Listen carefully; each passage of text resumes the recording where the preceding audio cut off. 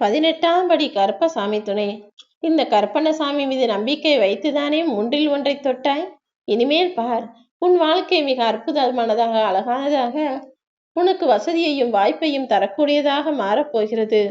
பெரும்பாலும் உன்னை பற்றி அடுத்தவர்கள் புரிந்து கொள்ளவில்லையே என அவர்களுக்கு அதை புரிய வைப்பதற்காக நீ போடும் சண்டைகள் எல்லாம் தேவையில்லாத பிரச்சனையில்தானே கொண்டு போய் முடிக்கிறது. இனிமேலும் தேவையில்லாமல் யாரிடம் பேசுவதோ வாக்குவாதம் செய்வதோ வீண் பிரச்சனைகளை உண்டு பண்ணவோ வேண்டாம்.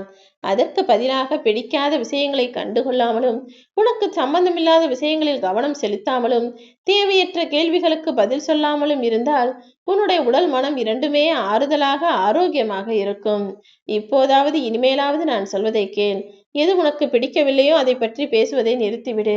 தேவையில்லாத விஷயங்களில் நீயே சம்பந்தப்படுத்தி கொண்டு அது என்ன, இது என்ன, அது என்ன நடந்தது, அவர்கள் வீட்டில் என்ன ஆயிற்று, இவர்கள் வீட்டில் என்ன ஆயிற்று என அடுத்தவர்களை பற்றி யோசிக்கவோ பேசவோ வேண்டாம். உன் வாழ்க்கைக்கான மாற்றத்தை நீதான் உருவாக்க வேண்டும் என் தங்கமே. எல்லா விஷயத்தையும் வெளியே தேடிக்கொண்டே இருக்காதே. உனக்குள்ளேயே நான் பல மாற்றங்களையும் பல விஷயங்களையும் கொடுத்து வைத்திருக்கிறேன். உன் திறமைகளை அதிகப்படுத்தி முயற்சிகளை செய்து முன்னேறி போய்கொண்டே இரு. நீ வளரும் வரைக்கும் முன்னேறச் சொல்லவில்லை. உன்னை வெறுத்தவர்களே உன்னை பார்த்து வியந்து வாழ்த்தும் வரையிலும் நீ முன்னேறி போய் ஜெயிக்க வேண்டும். ஆம் என் செல்லமே, இதுதான் என் முன்னேற்றம் என ஒரு அளவுடனேயே உன் முன்னேற்றத்தை நீ நிறுத்தி வைத்துக் கொள்ளக்கூடாது.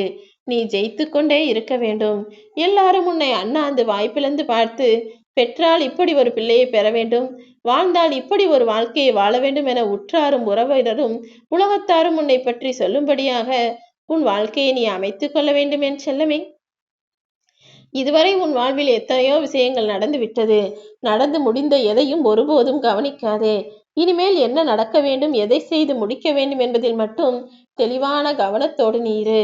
உன்னை பழி சொல்வதனால் இந்த ஊரார்கள் ஒட்டுமொத்தமும் ஒன்றாய் சேர்ந்து வந்து விடுவார்கள். ஆனால் பழி சொல்ல தெரிந்த யாரும் உனக்கு வழி சொல்ல போவதில்லை. உன் வாழ்க்கைக்கான வழியையும் உன் வாழ்க்கையில் நீ ஜெயிப்பதற்கான வேலைகளையும் நீ மட்டும்தான் செய்ய வேண்டும். என் மீது நம்பிக்கை வை. நீ போகும் பாதையெல்லாம் உனக்கு வழித்துணையாய் வழிகாட்டியாய் உன்னுடனேயே இருந்து நான் உன்னை ஜெயிக்க வைப்பேன். நீ எதற்கும் கவலை கொள்ள வேண்டாம். எப்போது பார்த்தாலும் எல்லாவற்றிற்கும் பேசுவதை நிறுத்திவிட்டு உன் செயல்களில் கவனம் செலுத்து. நீ எப்போது பேசுவதை குறைத்துவிட்டு செயல்களை அதிகமாக்குகிறாயோ அப்போதே உன்னுடைய வெற்றி ஆரம்பமாகிவிடும் என் தங்கமே.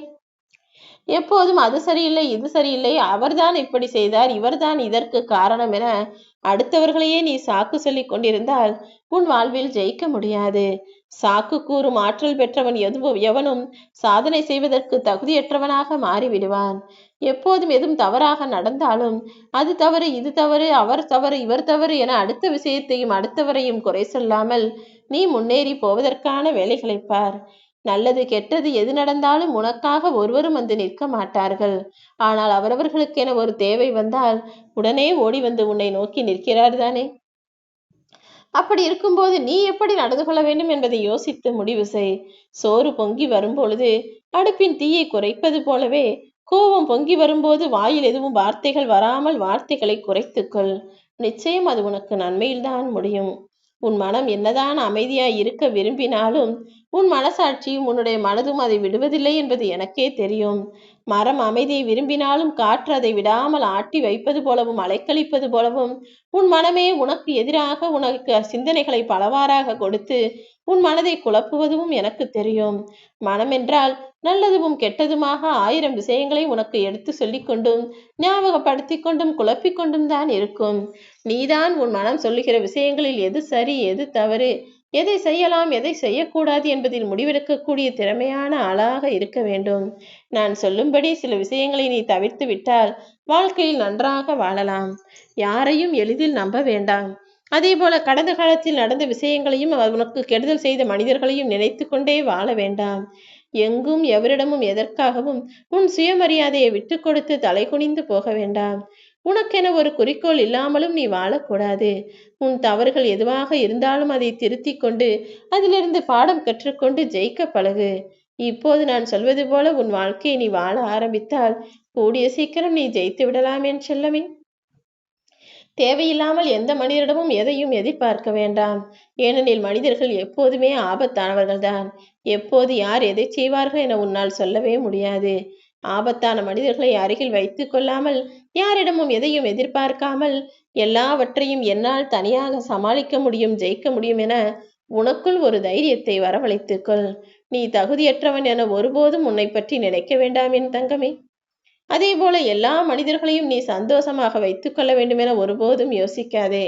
ஏனெனில் இங்கு எந்த மனிதராலும் யாருக்கும் நல்லவனாக இருக்கவே முடியாது. நீயும் எல்லாரையும் சந்தோஷப்படுத்த நினைத்தால் கடைசியில் நொந்து நிம்மதி இழப்பாய். நீ உன் மனதிற்கு பிடித்த மாதிரி இரு.